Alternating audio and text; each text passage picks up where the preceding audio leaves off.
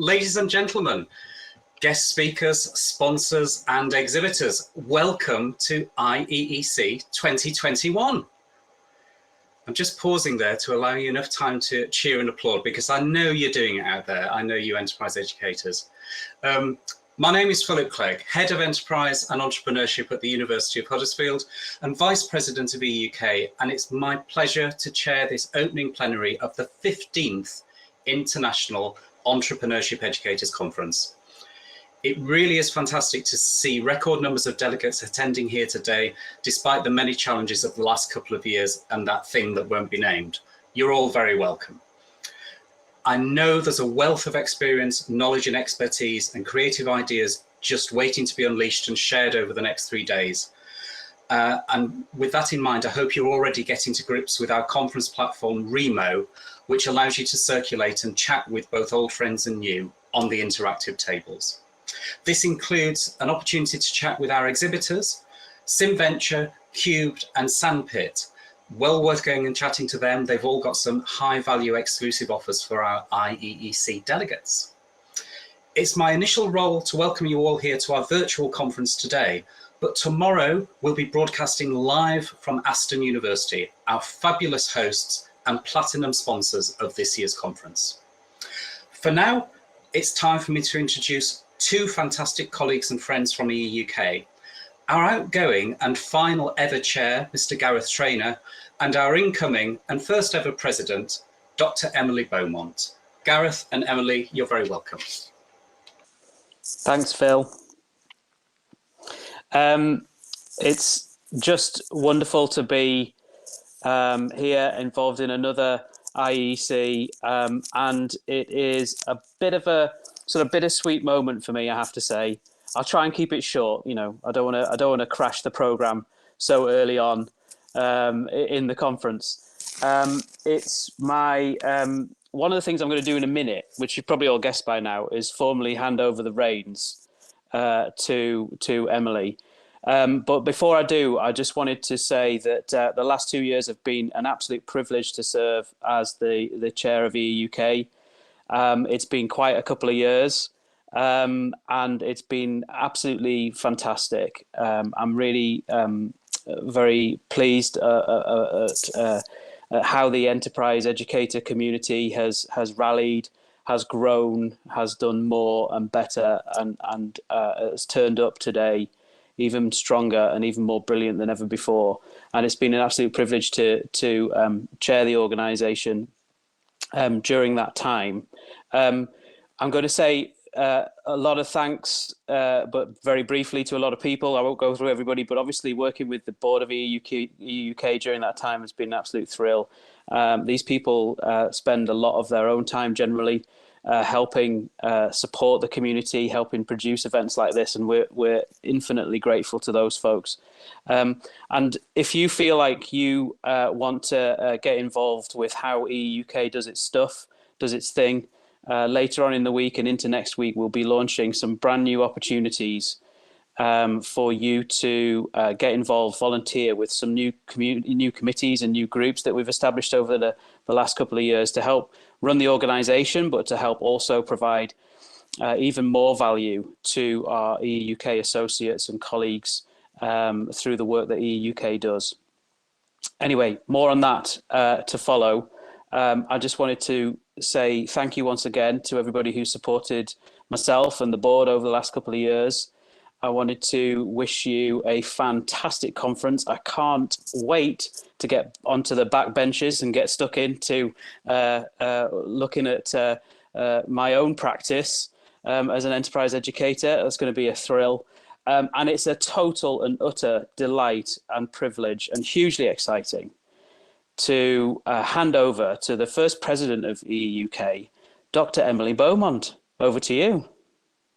Thank you, Gareth. And I just want to say, I don't know how you do it, but I certainly feel the warmth, enthusiasm and general craziness that is a normal IEEC conference already. So well done to you all. You've managed to recreate that in a virtual environment. So that's fantastic. First of all, I want to say thank you to Gareth for the work he's done as chair of EUK over the past 2 years. I'm sure many of you know Gareth, but he's undertaken the role with passion, humour and professionalism. Well, some anyway, but he understands the UK and its community like no other person. And whilst we will miss him as chair, we won't be letting him go far, as he's going to remain on the board as past chair for another year. So we'll keep him busy. I just wanted to say it's an absolute honour and pleasure to be EUK's first president, and I want to thank my peers and colleagues for their support in my journey to becoming president. Since I arrived at EUK in 2016, I've had nothing but love and respect for EUK members and the enterprise education community. The enterprise and entrepreneurship educator, be you an academic, practitioner or influencer, are a unique breed to say the least. There's a drive for excellence and inclusion, coupled with a genuine friendliness and a desire to work with others. Last year, when things couldn't get more complex and difficult in both our professional and personal lives, you rose to the challenge and came together as a community to help each other, and it absolutely blew me away. So I wanted to take a moment virtually to celebrate you all and all that you do. And at this point, we would normally all clap. So can you give yourself a virtual clap and a big whoop, whoop, whoop for what you've done over the last year? Now moving forward, we're faced with new challenges and the ever wonderful world of higher education, everything that it throws at us. But I've got no doubt that you will continue to deal with these as you have with other challenges in the past. Just remember that EUK are here for you in the good times and the bad times. Our workshops, grants, the fellowship and the IEC conference are just a few things that can support you and your institution as we continue to evolve as an organisation. So enjoy IEC 2021 with Aston University, engage with our keynotes and our parallel sessions, go and see our exhibitors at their virtual stands, but most importantly, chat with your peers in our virtual sort of community space and enjoy yourself. I look forward to seeing you all over the next few days, and I shall be at Aston tomorrow, and it's going to be an absolutely fantastic event. So good luck, everybody. Have a wonderful time, and I'll see you on the other side.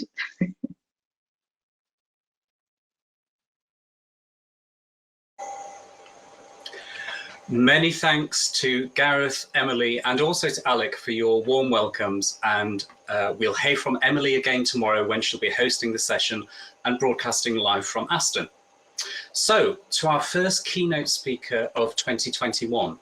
And just a reminder that the biographies of all of our keynote speakers are available within the Remo platform and on the IEC web pages. Just before I introduce our first keynote, please can I also prompt you to use the chat function, but if you have a question that emerges during any presentation, please switch to the Q&A function, and that just enables the chairs to sort of spot those questions more easily and feed them into our guest presenters at the end of their presentation. Okay, it's an honour to be able to introduce and welcome Professor Ulla Hytti to IEEC. Ulla has a string of accolades and distinguished roles, including Professor of Entrepreneurship at the University of Turku. She was the recipient of the European Entrepreneurship Education Award in 2019 and is the President-elect of ECSB, the organiser of the annual 3E conference. Please join me in a big IEEC welcome to Professor Ulla Hytti with her keynote speech on inclusive entrepreneurship education. Welcome, Ulla.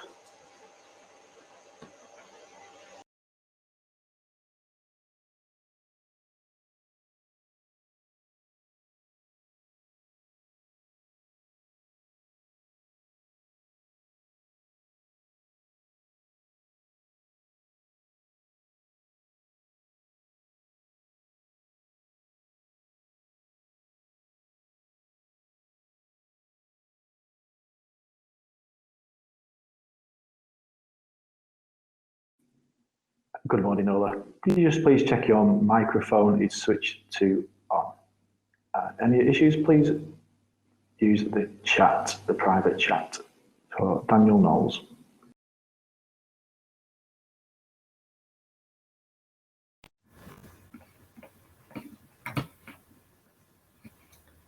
Okay, this is better, but probably.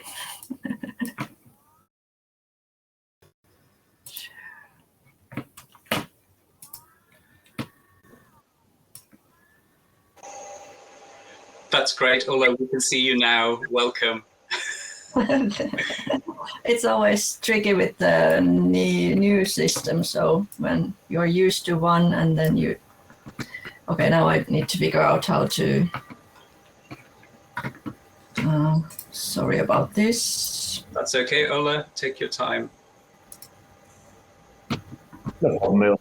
If you just hit the button marked more, and you should be able to then, if you hit the button marked share, and you should be able to share your screen.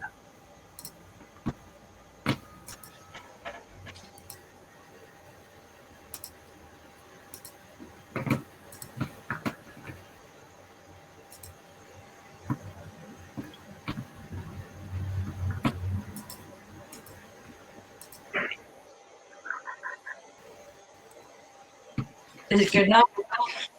That's great, thank you. This is good. Okay, thank you. Thank you for your patience. So thank you for inviting me to give this little talk on entrepreneurship education with the focus on inclusive entrepreneurship education.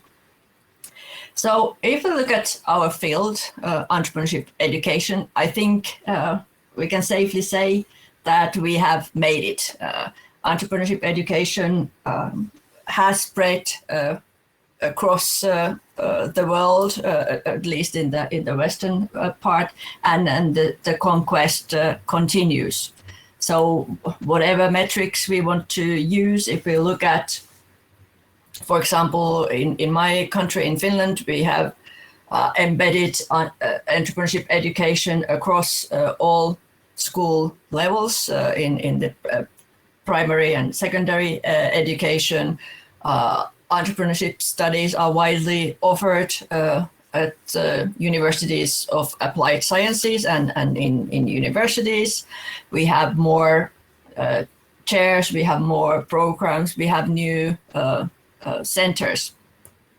So I think we can say that we have successfully managed to increase the offer of entrepreneurship education. But my question this morning is that will this increase lead to inclusion, to assuring that it is inclusive? And if we first quickly visit why we are embedding entrepreneurship education into curricula, I think whether we take the European Union policy, whether we take the UK policy, the Finnish policy, we can see the same ideas in all of them. So it is not about the business focus per se, but it's very broad in the sense that we are hoping to promote entrepreneurial mindsets. We are understanding being entrepreneurial as a skill for any individual, any citizen, and we see it as a way to fostering innovative solutions to societal problems. So, in short, I think we can say that we have this very broad aims when it comes to the rationale and the reasoning why enterprise education and entrepreneurship education is being brought into the schools and universities. But then my question is that when we look at the teaching practices and what we are doing in schools, in universities, I think that across the board we can still see the very strong business focus that we have in our teaching. So here I'm talking about the business simulations, mini companies, mini enterprises, university students involved in startup companies, visiting entrepreneurs, shadowing entrepreneurs, working with businesses, and so forth. And of course, I'm not saying that this is completely wrong and that we should completely abandon the business focus.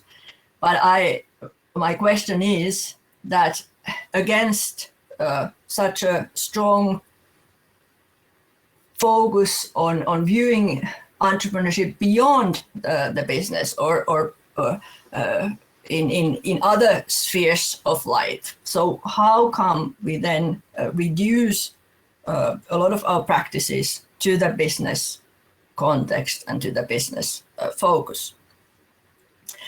I'm sure there are other ways of doing this, and I look forward to this conference of learning of this. So if we think about artistic projects, or if we think about social engagement, working with the NGOs and other organizations beyond businesses. And I think this kind of a balanced approach could be sort of recommended. I'm thinking about over the years, the encounters that I've had with, for example, Finnish teachers in the primary school.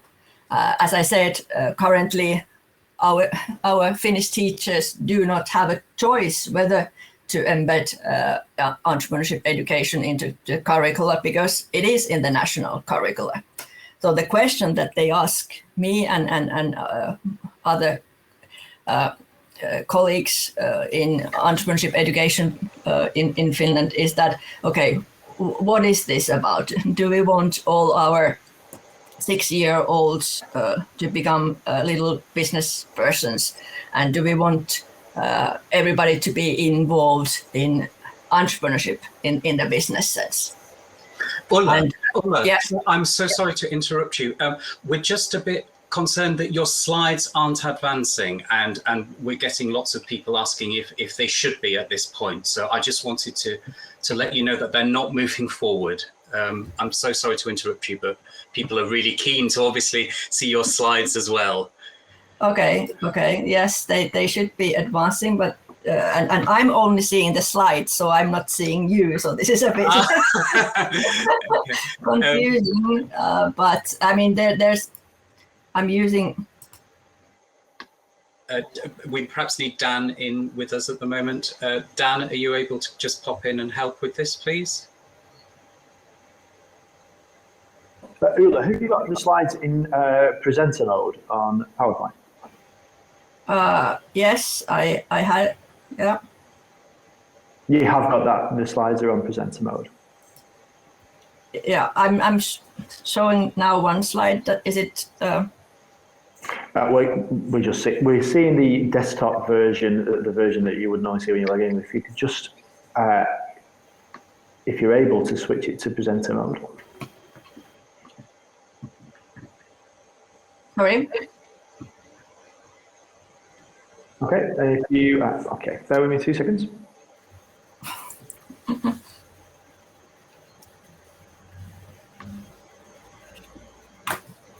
I have a lot of pictures in my slides, so nothing. Sure, Ulla, I know we, and I feel terrible interrupting you, but no, there were lots of comments in the chat, and people were concerned. Okay, yeah. Yes. You'd obviously had a presentation, but they couldn't see it as you were moving along. So okay. It was better to sort of stop you at this point and try and fix it. Sure.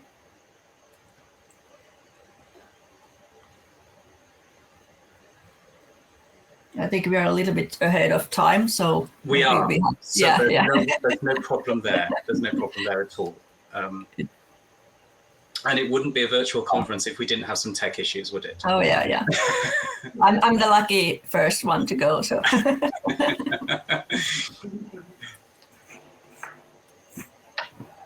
I think we're very good for time at the moment, so just bear with me 2 seconds.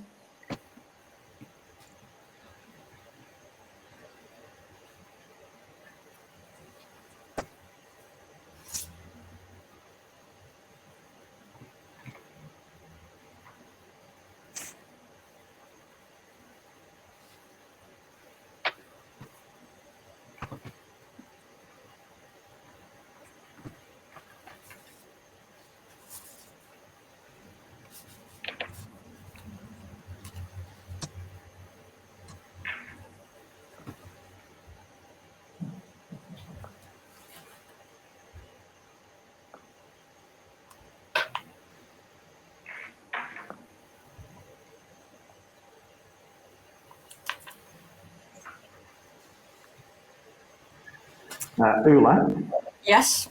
may I ask that we switch to the time-honoured tradition of you prompting me with next slide, please, and Yeah. I'll happily move the slides along as we go. Okay, that's fine. Okay, bear with me 2 seconds. I'm just going to pop into presentation mode. Which slide would you like me to start from, please? There with the money. Which money. It's number 4, I think. Number 4. Thank you. Thanks very much, Ulla. I'll remove myself and we'll head back to you shortly. Yeah.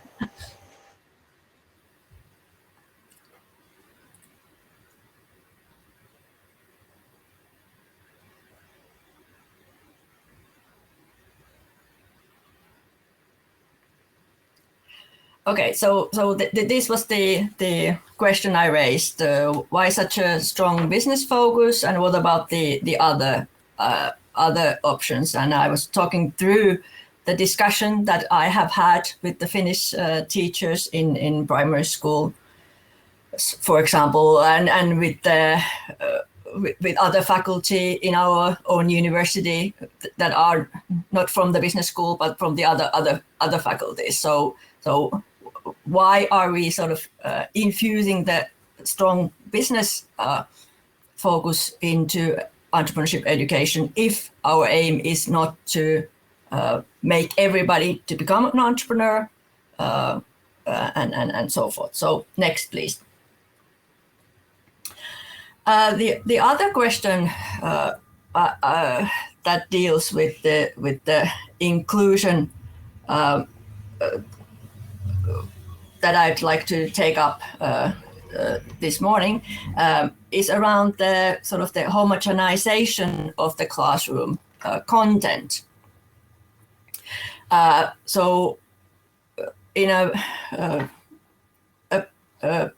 short book chapter, I sort of used the metaphor of McDonaldization to talk about the entrepreneurship education that is linked to the increasing of the offer, in my view. So by spreading entrepreneurship education across the faculties, we seem to have at the same time contributed this kind of making it available in a sort of easy way by sort of relying on the similar practices. And I'm talking here practices that we are, I think, all familiar with the kind of lean canvas method, the pitching approaches, and so forth. Linked to this is also something that Catherine Brentnall, who I think is in the participants for this conference, has raised up on the sort of the competitive enterprise education element. So this pitching and so forth often take place in the form of competitions, and with that we are emphasizing the ideas of speed and action and moving quickly towards the further. And for example, in one workshop that we organized, one of the participants said that in their university entrepreneurship center, they had painted a slogan, "Don't think, just do it." So this idea of sort of going into action, doing things fast, being in competition is very strongly included in a lot of our entrepreneurship education practices. And this raises, in my view, a lot of questions around ethics of what we are doing, in terms of aren't these sort of practices, these competitions, while I think we have introduced them with the idea of making them more sort of fun and so forth. But at the same time, we are sort of creating these winners and losers in the classroom context. Sometimes, you know, the juries also need to work with speed and quite randomly assign the sort of the who gets the prize and who gets voted to be the winner. But more importantly, we are probably then also assigning and creating these different divisions who are entrepreneurs and who are not, who are the non-entrepreneurs, and these kind of thoughts may start to live a life of their own in the minds of our students. And if we think about then going to the sort of being an entrepreneur, whether working with your own enterprise or working with other people to sort of launch a new project or a new initiative. I think research is highly emphasizing not the competition, but the collaboration, the connectedness of the activities, the need to build the connectivity. So I think by sort of reinforcing the element of competitions and sort of standardized approaches, I think we are not targeting the sort of the inclusive enterprise education, but there could be other ways of doing this in a better way. Next, please. Still, yeah, thank you. So then maybe a little bit that we all associate with challenges when it comes to inclusivity is the inclusive identity models. And when we think about role models that we introduce into our classrooms or in the entrepreneurship events, I think entrepreneurship research has put forward a long time ago that entrepreneurship is a gendered, highly gendered phenomena in many ways, and the question then is that are we reinforcing the stereotypical image of the entrepreneur by focusing and by bringing in,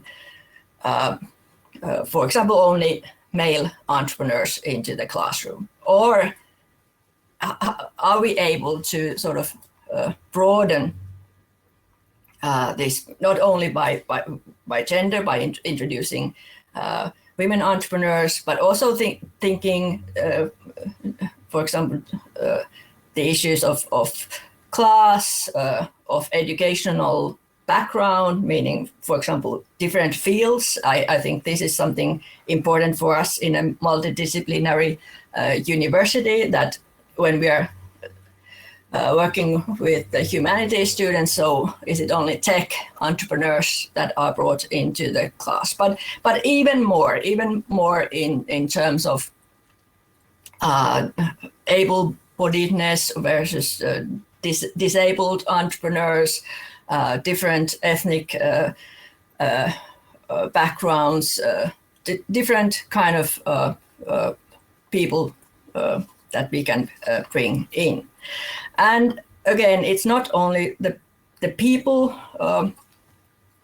that we bring into the classroom, but also the text and the images that we are using in our, for example, course curricula descriptions or in the Entrepreneurship Center leaflets. So is it something that we, and these can be kind of a quite unconscious or ways that, for example, Sally Jones and Jan Varhus have looked at course curricula text and identified clear signals that we are sending that this course is not for you, or this course is for you, and hence, even if we are saying or trying to approach this that we are increasing the offer of entrepreneurship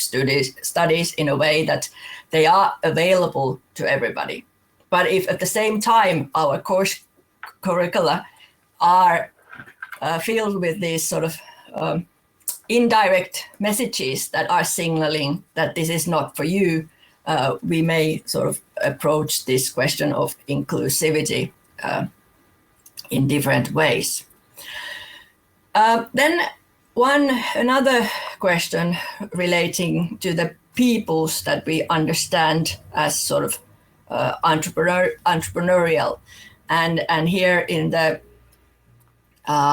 second image with the sort of street beggar and using the paper from Imas and colleagues that look at barefoot entrepreneurs.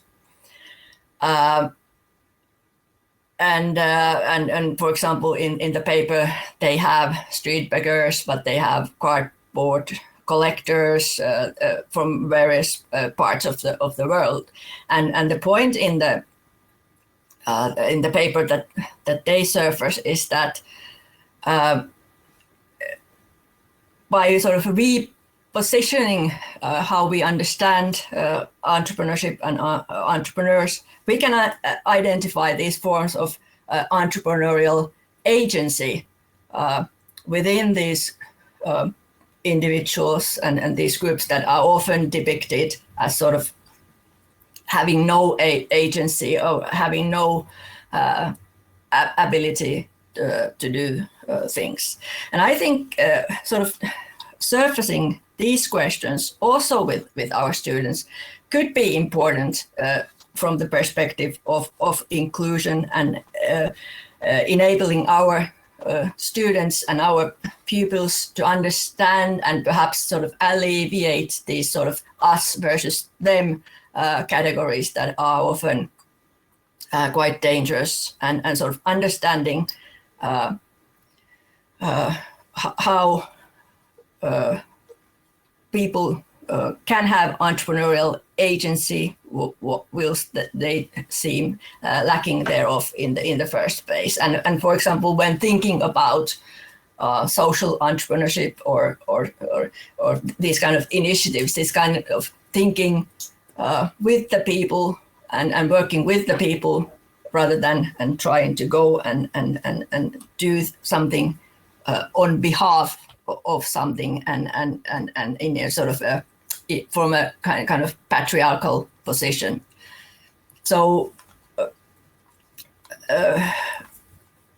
the barefoot entrepreneurship is perhaps quite extreme, but if we then take it to sort of closer to our own context, looking at entrepreneurship in the public sector, in the university, hospitals, in various places. So I think this could be a way to understand entrepreneurship better. Next, please. So I would like to end with this flower picture that I have taken from Karin Berglund's and Karen Verdun's book. Sorry. That yes, I think you are quite familiar with the framework about, in, for, through that is often used in sort of understanding entrepreneurship education and the various forms of it. And for example, here, I think the through emphasizing dialogue rather than the competition that I presented could be a way of sort of making it more inclusive in enacting entrepreneurship in some form, not only in the business context, and also the about that I think is quite important, although sometimes neglected with this sort of don't think, just do it mantra, is that our students and pupils will benefit not only understanding the rules of the game, the rules of the economy, but also understanding how to change the game, how not to be obedient to the game, but in a way empower them to work towards changing the game, and with the goal of not only contributing to the equipping individuals to become entrepreneurs, but becoming informed decision makers with the respect of their futures and future of the planet. So thank you very much, and I look forward to your questions and comments and the further engagement through the conference. Thank you. Thank you ever so much, Ulla, and great to hear your keynote presentation there, and apologies again for interrupting you. As you can imagine, we've got questions coming in and they're competing for the top slot. But if we could start with this one, please. Is entrepreneurship perceived differently across different cultural backgrounds, and how can we take this into account? Well, I mean, definitely so. So I think even the word, when it's translated back into the different languages. So, for example, in Finland, we have had the discussion because being an entrepreneur, if the literal translation is to try, that somebody who tries, and there's a lot of debate whether this is sort of capturing the essence of being an entrepreneur. So, I mean, this is just an example, and whether, you know, the being an entrepreneur, what kind of connotations it is given. Is it sort of the capitalist that is sort of reaping the benefits at the expense of others, or whether it's the sort of a socially respected person. So there's a lot of these related to the various countries and the language being spoken, but I'm sure that then there are also sort of within cultures, cultural communities that perceive it differently. So understanding them, I think is of importance. Yeah. Thank you, Ulla. Another question. Is the lack of inclusion related to the lack of deep engagement with other disciplines and their methods, do you think? Competition, for example, is much better developed in sports education.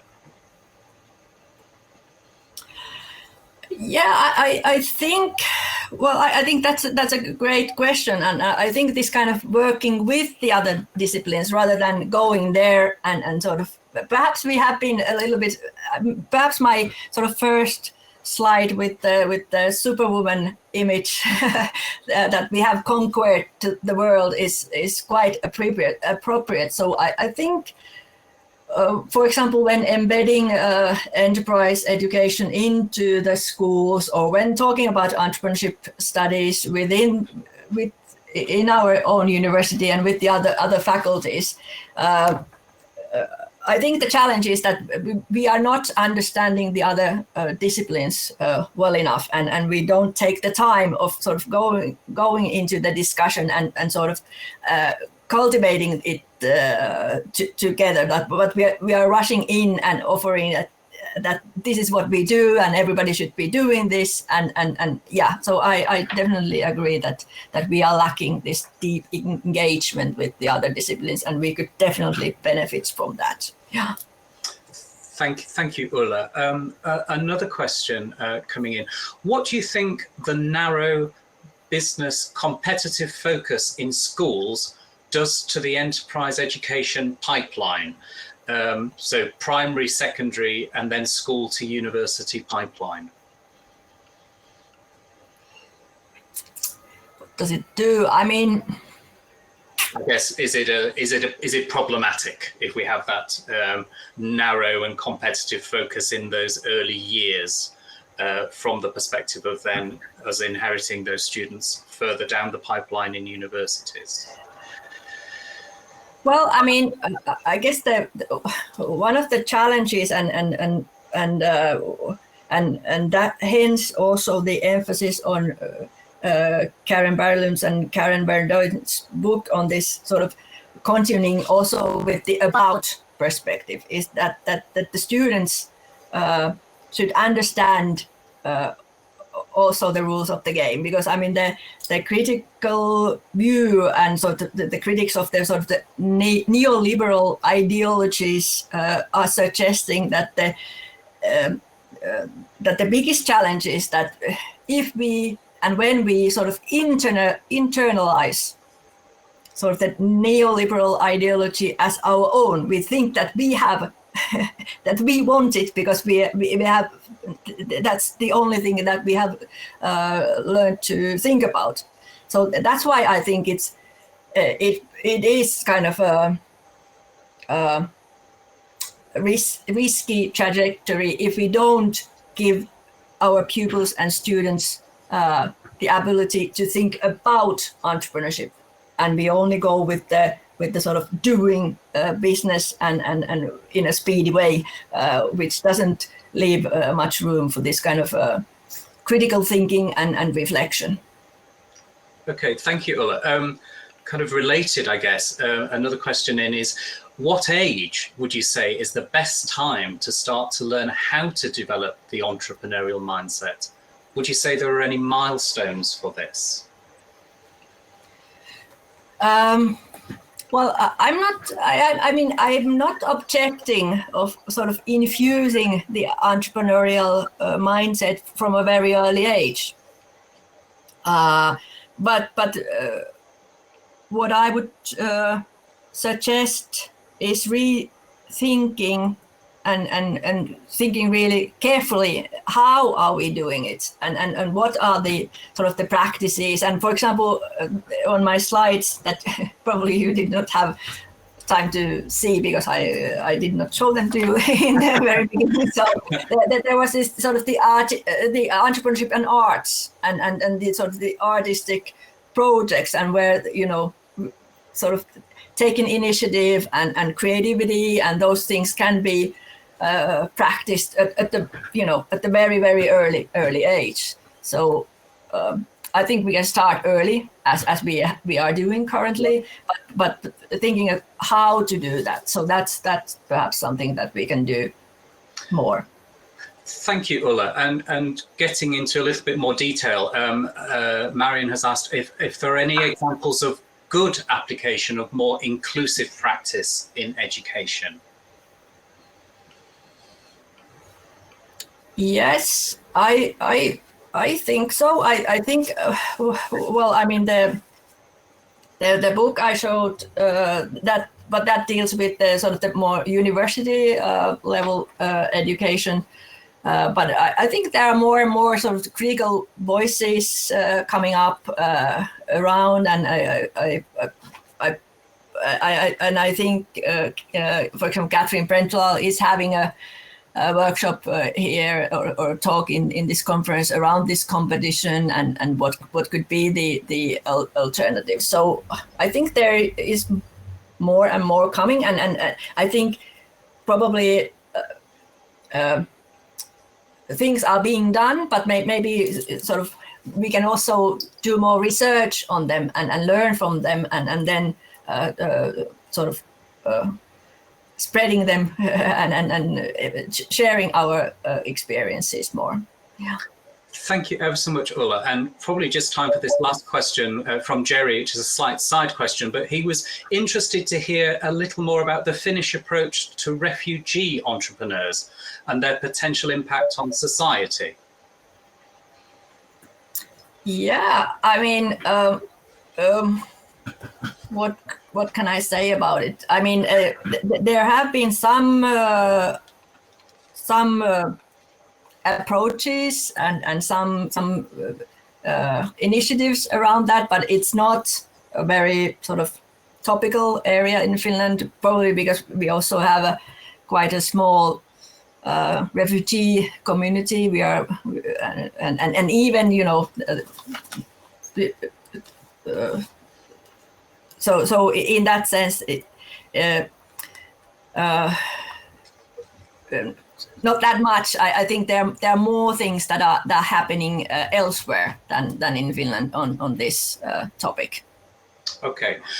Well, look, thank you ever so much, Ulla. We've caught back up with our time, and I should draw this session to a close, but to thank you sincerely for your keynote contribution this morning. And Ulla, I know you're sticking around and you're in and out over the next 3 days. So hopefully that will give people an opportunity to perhaps catch up with you in the networking sessions as well. Sure. But for now, Ulla, thank you ever so much. And we really appreciate your contribution and for opening with this first keynote at IEC 2021. Thank you. Thank you very much. Thank you. Thank you.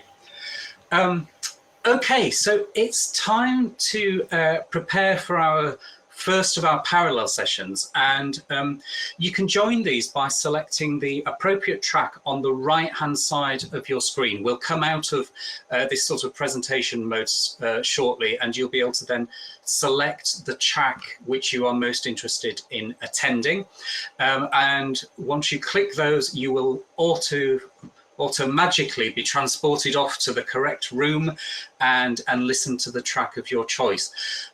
Just to let you know, unfortunately, we do have a couple of cancellations, just checking my many notes here. So track 6 at 11:45 University of Warwick is unfortunately cancelled, and track 2 at 12:15 from the University of Manchester is cancelled.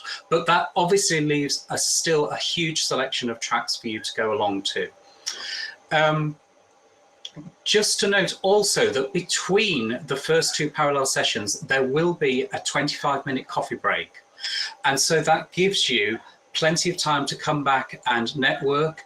Don't forget to chat to our exhibitors, Sandpit, Cubed and Simventure, and we're also encouraging you up until 10 o'clock tomorrow morning to review the NEEA Awards, the People's Choice vote, so you can look at those videos and cast your vote, and they are sponsored this year by Simventure and Simply Do. I think that's probably enough information for you to get from here through into your parallel sessions. I hope you enjoy the next sessions that you're going along to, and I look forward to seeing you back here in plenary around 12:45 this morning. So thank you ever so much and enjoy the rest of your morning. Thank you.